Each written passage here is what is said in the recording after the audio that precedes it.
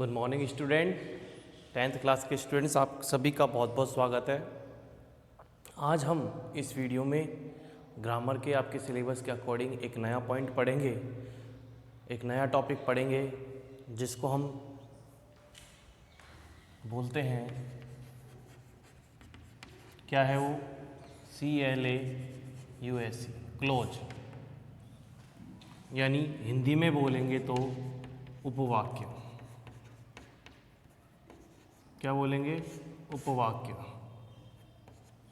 क्या बोलेंगे? उपवाक्य। देखो, सबसे पहले समझो कि एक होता है वाक्य और वाक्य बना होता है उपवाक्य से, यानी वो दो उपवाक्य मिलकर एक वाक्य बनाते हैं। ठीक है, तो 10th क्लास के अंदर उपवाक्यों को बोलते हैं क्लोज। क्या बोलेंगे? क्लोज कहेंगे। तो व्हाट इज, प्रश्न ये बनता है कि व्हाट इज क्लोज। क्लोज क्या है? देखिए, क्लोज में, क्लोज पहली चीज है, इसका आंसर कैसे बनेगा कि close is a part of, close is a part of a sentence. ठीक है, एक वाक्य का हिस्सा होता है, विच कंटेन्स, जिसके अंदर क्या क्या होता है, विच कंटेन, जिसके अंदर, which contains a subject, a verb, A object. ये अल्टरनेट है, इसको आ भी सकता है क्योंकि ट्रांसिटिव और इंट्रांसिटिव वर्ब के अकॉर्डिंग आ भी सकता है, नहीं भी आ सकता। तो एक सब्जेक्ट और वर्ब तो होती है किसके अंदर? एक क्लोज के अंदर, यानी एक close is a part of sentence which contains a subject और ए वर्ब। ठीक है, और ऑब्जेक्ट। अब देखो,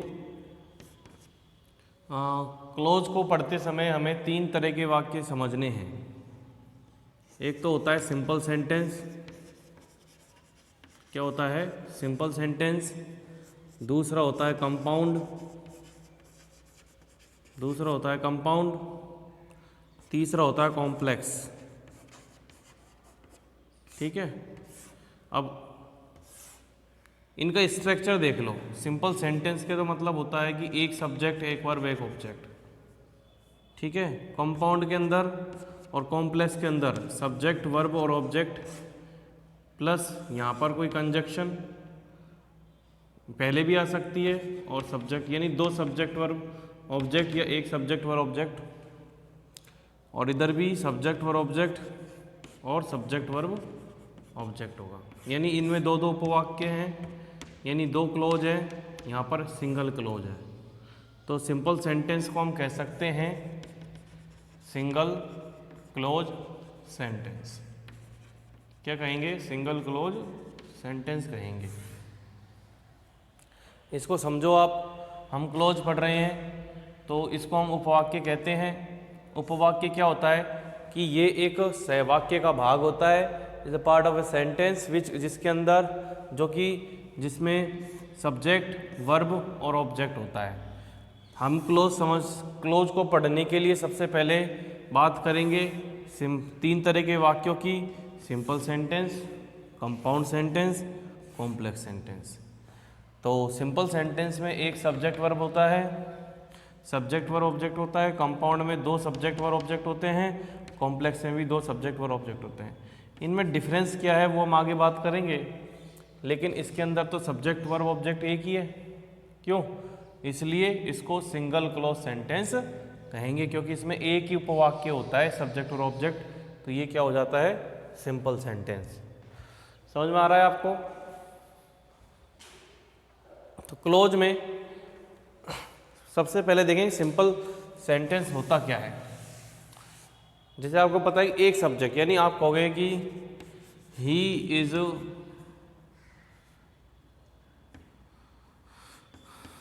purchasing A car. He is purchasing A car, तो वह एक कार खरीद रहा है। तो भाई सब्जेक्ट वर्ब ऑब्जेक्ट, ठीक है। तो ये हो गया सिंगल क्लॉज सेंटेंस यानी सिंपल सेंटेंस। हमने इसको टेंस में, टेंस पढ़ते समय यानी टेंस जब हम पढ़ रहे थे, हिंदी ट्रांसलेशन कर रहे थे टेंसेस का, तो हमने इसको सिंपल तरीके से ही सेंटेंसेस को समझा है, सिंपल तरीके से, ध्यान रखना। और आपके सिंपल तरीके से हमने हिंदी और इंग्लिश ट्रांसलेटेड करना सीखा है। तो इसको हम सिंपल सेंटेंस को इस प्रकार से बोलेंगे कि एक सब्जेक्ट होता है, एक वर्ब होता है, एक ऑब्जेक्ट होता है। हाँ, ईटीसी जरूर हो सकता है क्योंकि पार्ट ऑफ स्पीच में और भी बहुत सारे वर्ब होते हैं। तो इस प्रकार से इसको हम सिंपल सेंटेंस कहते हैं।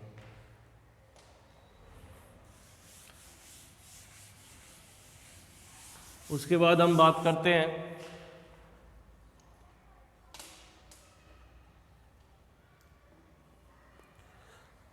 इसके बाद हम बात करेंगे कंपाउंड सेंटेंस की। कंपाउंड सेंटेंस जिसको हिंदी में बोलेंगे संयुक्त वाक्य। क्या बोलेंगे? संयुक्त वाक्य। तो इसके अंदर हमने देखा संयुक्त वाक्य जो किस प्रकार से होता है।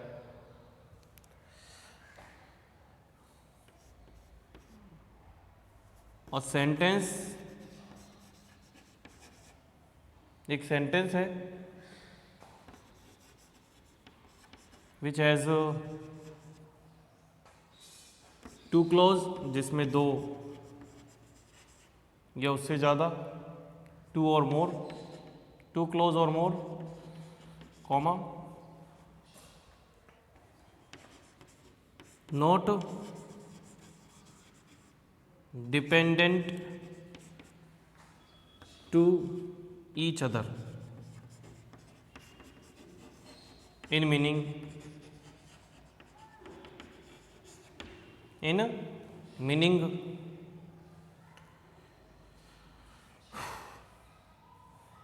दूसरे शब्दों में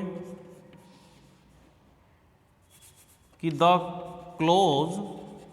क्लोजेज यानी the clauses which are used in compound sentence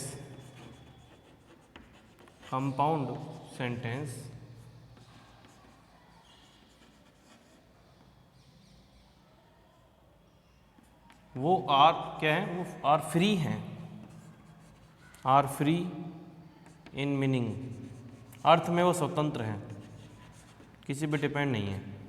दोबारा देखो, a sentence which has two clause या और मोर, नॉट डिपेंडेंट या इंडिपेंडेंट है, इंडिपेंडेंट है और डिपेंडेंट नहीं है, यानी स्वतंत्र है, फ्री है। तो ईच अदर यानी एक दूसरे के शब्दों पर, एक दूसरे के अर्थों पर। तो दूसरे शब्दों में clause which are used in compound sentence are free in meaning, यानी वो अर्थ में वो स्वतंत्र होते हैं, नॉट डिपेंडेंट होते हैं।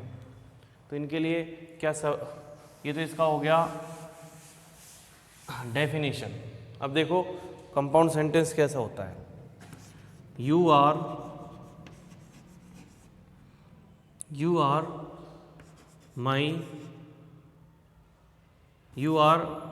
not only my friend,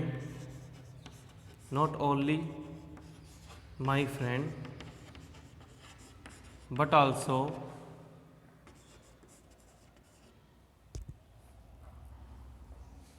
you are not only my friend but also a brother like,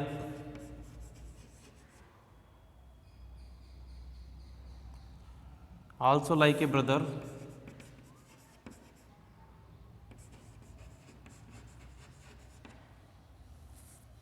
तो इसके अंदर हमने कंपाउंड सेंटेंस यूज़ किया है। जैसे they are doing some work but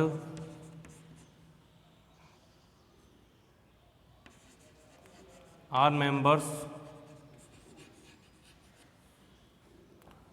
are only watching. तो देखो, not only but also, not only but also, ये दोनों कंजक्शन है, एक ही कंजक्शन है, यहाँ पर कंजक्शन है बट। तो they are doing some work और they are member are only watching. तो आप ये देखिए कि यदि हम इसको हटा देते हैं तब भी इसका मीनिंग पूरा हो रहा है, और जब हम इसको हटा देते हैं तब भी इसका मीनिंग पूरा हो रहा है। जैसे they are doing some work, वे कुछ कार्य कर रहे हैं। क्या ये केवल इसी वाक्य को सुनने के बाद हमें किसी और दूसरे वाक्य की आवश्यकता नहीं पड़ रही? नहीं, हमको पता लग रहा है कि इसके साथ में कोई और वाक्य भी जुड़ रहा है या नहीं जुड़ रहा है। लेकिन बट से जोड़ने के बाद इसको भी देखो कि our members are only watching, हमारे सदस्य केवल देख रहे हैं। तो इसको पढ़ने के बाद हमें ये नहीं लगता कि इस सेंटेंस की आवश्यकता है इसको पूरा करने के लिए, इसके अर्थ को पूरा करने के लिए। जैसे कि देखो, इसमें आप देखोगे, इसमें देखो, if we help you you will pay. देखो, यदि हम तुम्हारी मदद करते हैं, इफ वी हेल्प यू, तुम भुगतान करोगे। तो देखो, ये तो यू विल पे, तुम भुगतान करोगे, ये तो फ्री है। लेकिन जब तुम इसको पढ़ते हो कि यदि हम आपकी मदद करेंगे, तो क्या ये वाक्य पूरा कहलाया? नहीं। इसका अर्थ पूरा करने के लिए इसकी आवश्यकता पड़ रही है। लेकिन इस प्रकार के वाक्यों में किसी भी प्रकार के दूसरे जो उपवाक्य जुड़े हुए हैं, क्लॉज जुड़े हुए हैं, उनकी आवश्यकता नहीं होती है। ये भी फ्री है और ये भी फ्री सेंटेंस है। जैसे दूसरा देखो,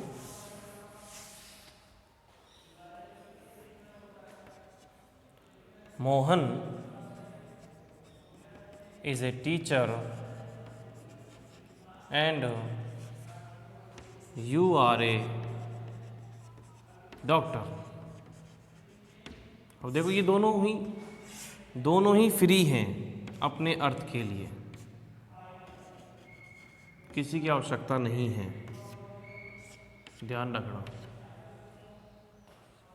दोनों ही अपने अर्थ के लिए फ्री हैं, किसी को कोई ज़रूरत नहीं है। ये हो गया कंपाउंड सेंटेंस।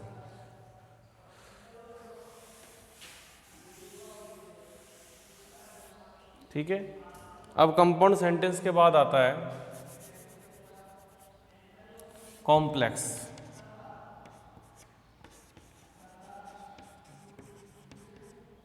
कॉम्प्लेक्स सेंटेंस, इसको हम बोलते हैं जटिल वाक्य। देखो, इसका देखो, in this sentence, in this type of sentence, इस प्रकार के वाक्यों में, इस प्रकार के वाक्य में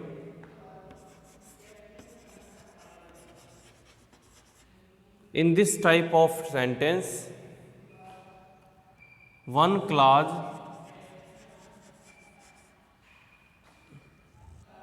is dependable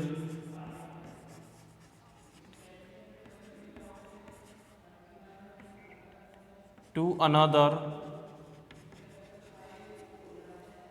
is dependable to another clause। यानी इसमें एक तो फ्री होता है, एक फ्री सेंटेंस होता है, और दूसरा फ्री नहीं होता, नॉट फ्री, फ्री नहीं होता। यानी ये स्वतंत्र, एक स्वतंत्र और एक परतंत्र कहलाएगा। ये परतंत्र इसलिए कि ये अपने अर्थ के लिए इस पर निर्भर है, ये दोनों क्लोज हैं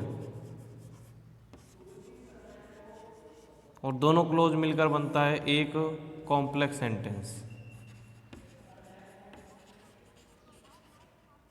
क्या बनेगा? एक कॉम्प्लेक्स सेंटेंस कैसे बनेगा? जिसमें एक स्वतंत्र और एक परतंत्र हो, और परतंत्र अपनी अर्थ के लिए स्वतंत्र पर निर्भर हो। ठीक है, और यहां पर आएगा कंजक्शन।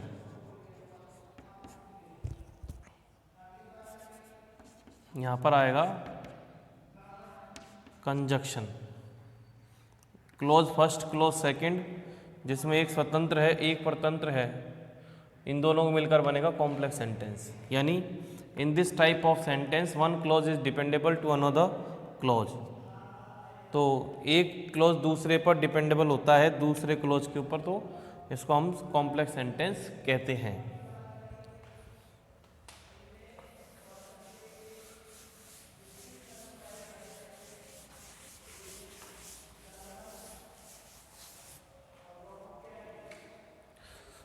ठीक है, अब देखो आपके सिलेबस के अकॉर्डिंग ज़्यादातर आपसे कंपाउंड व कॉम्प्लेक्स ही पूछेंगे, जिसमें ये 60% पूछा जाएगा और ये 40%। ये हमने 8th क्लास में पढ़ लिया था, 8th क्लास में पढ़ लेते हैं हम कंपाउंड सेंटेंसेस को 8th क्लास में पढ़ लेते हैं, जो कि हमने वहाँ पर पढ़ा था हमने एज ए कंजक्शन। ठीक है, कॉम्प्लेक्स सेंटेंसेस को हम 10th क्लास में पढ़ते हैं एज ए क्लॉज। ठीक है, अब देखिए किस वाक्य को, कौन सा वाक्य क्या है, कौन सा वाक्य किस प्रकार से यूज किया जा सकता है, वो किस पर डिपेंड करेगा। एक नोट लिखते हैं, कंपाउंड व कंपाउंड और कॉम्प्लेक्स, कंपाउंड और complex sentence, compound and complex sentences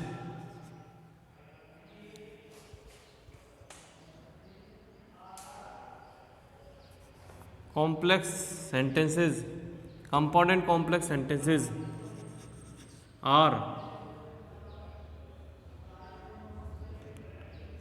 attached regarding clause या फिर are made of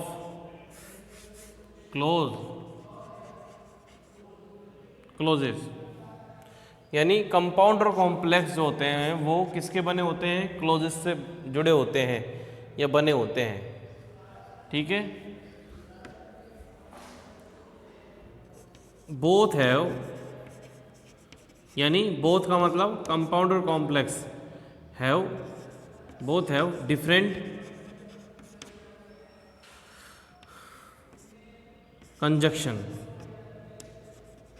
दोनों का अलग, बोथ हैव डिफरेंट कंजक्शन, दोनों के अलग अलग कंजक्शन है। अब कंपाउंड सेंटेंस देखिए, कंपाउंड सेंटेंस में यूज की जाने वाली,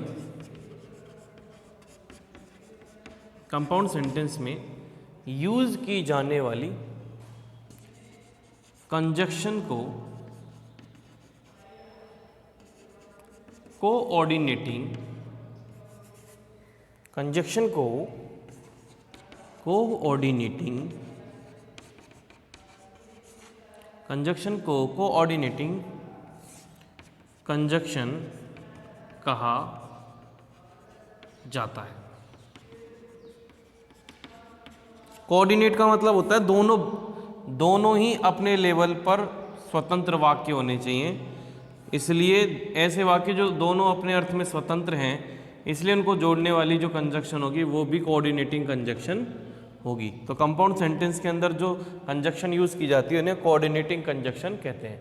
तो हम कंजक्शन के माध्यम से ही कंपाउंड कॉम्प्लेक्स समझेंगे, क्योंकि आपके भी सेंटेंस जो होते हैं उसके अंदर कंजक्शन ही कि भाई इन दो ये सेंटेंसेस में कौन सा कंजक्शन यूज़ होगा, ठीक है। तो उसी हिसाब से हमको सीखना है। अब देखिए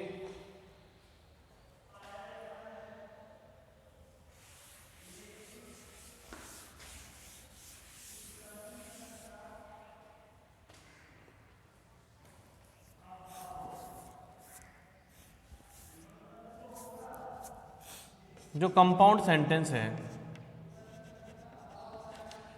इसमें दो क्लॉज हैं, C1 C2, class first class second, दोनों ही फ्री हैं अपने अर्थ के लिए। फ्री हैं मतलब प्रिंसिपल है, प्रिंसिपल क्लॉज है, फ्री क्लॉज है, प्रिंसिपल क्लॉज है, ठीक है। ऑर्डिनेट है, ठीक है, ध्यान देना। कंपाउंड सेंटेंस के अंदर C1 C2 clause first class second में भी 3 भी हो सकता है, बट कोई नहीं। जो फ्री क्लोज है दोनों ही फ्री क्लोज है, दोनों ही प्रिंसिपल क्लोज हैं और दोनों ही ऑर्डिनेट करने वाले, यानी दोनों ही फ्री डिपेंडेबल है, डिपेंडेबल नहीं है, इंडिपेंडेबल है, इंडिपेंडेंट है। ये देखो ये 4 नामों से बुलाया जाएगा, फ्री है, प्रिंसिपल है, ऑर्डिनेट है और इंडिपेंडेंट है, ठीक है। तो ये आपका हो गया। और हाँ, मेन क्लोज भी है, तो दोनों ही मेन है, मेन क्लोज भी हैं, फ्री क्लोज भी है, प्रिंसिपल क्लोज भी है, ऑर्डिनेट क्लोज भी है और इंडिपेंडेंट क्लोज भी है। तो कंपाउंड के अंदर कोई दिक्कत ही नहीं है। अब इनके कंजक्शन किस प्रकार से यूज़ किए जाते हैं वो अब हम देखेंगे। उसके बाद हम आ जाएंगे आपके कॉम्प्लेक्स पे। पहले देख लेते हैं हम इस पर कंपाउंड सेंटेंसेस पर। ये हम अगला सेंटेंस कब बनाएंगे, नेक्स्ट वीडियो में।